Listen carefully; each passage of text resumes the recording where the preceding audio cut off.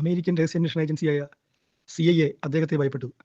റഷ്യയുടെ KGB അദ്ദേഹത്തെ അതിയായ ബഹുമാനത്തോടെ നോക്കി. ഇന്ത്യയുടെ രഹസ്യാന്വേഷണ ഏജൻസിയായ റോയെ സ്ഥാപിച്ച RN കാവോയെ ലോകം മുഴുവൻ ഭയപ്പെടുന്ന ഒരു അപൂർവ ചാരനാക്കി മാറ്റിയത് അദ്ദേഹത്തിൻ്റെ 3 ചരിത്രോന്വേഷകരമായ ഓപ്പറേഷനുകളാണ്.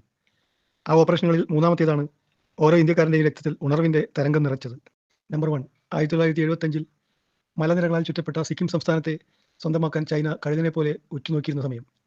എന്നാൽ കാവോയും സംഘവും നേരത്തെ തന്നെ സിക്കിമിലേക്ക് എത്തി.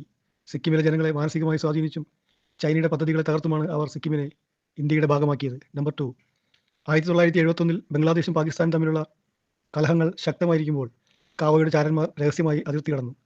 അവിടെ മുക്തി ബാഹിനി യൂണിറ്റുകൾ ആയുധവും പരിശീലനവും നൽകി. ഇതിൻ്റെ ഫലമായി പാകിസ്ഥാൻ്റെ ഈസ്റ്റേൺ കമാൻഡ് തകർന്നു വീണു. ലോകഭൂപടത്തിൽ ബംഗ്ലാദേശ് എന്നൊരു പുതിയ രാഷ്ട്രം ഉയർത്തെഴുന്നേറ്റു. നമ്പർ 3, 1974 ഇന്ത്യയുടെ ആണവ പരീക്ഷണം തടയാൻ CIAയും ബ്രിട്ടൻ്റെ MI6ഉം കഠിന ശ്രമത്തിലായിരുന്നു. എന്നാൽ ആരും അറിയാതെ ബുദ്ധൻ ചിരിക്കുന്നു എന്ന രഹസ്യനാമത്തിൽ കാവോയുടെ സൂക്ഷ്മമായ പദ്ധതികൾ ഇന്ത്യക്ക് വിജയകരമായ ആണവ പരീക്ഷണം നടത്താൻ സഹായിച്ചു. ലോകത്തിലെ ശക്തമായ ചാര സംഘടനകളെപ്പോലും വഞ്ചിച്ച ആ ഓപ്പറേഷൻ കാവോയുടെ തന്ത്രബുദ്ധിയുടെ തെളിവായിരുന്നു. ഇതാണ് RN കാവോ. പൊതുവേദികൾ ആരും അധികം പ്രാധാന്യം കൊടുക്കാത്ത പേര്, എന്നാൽ യഥാർത്ഥത്തിൽ ഇന്ത്യയെ ഇന്ത്യയായി ഉറപ്പിച്ച മനുഷ്യൻ.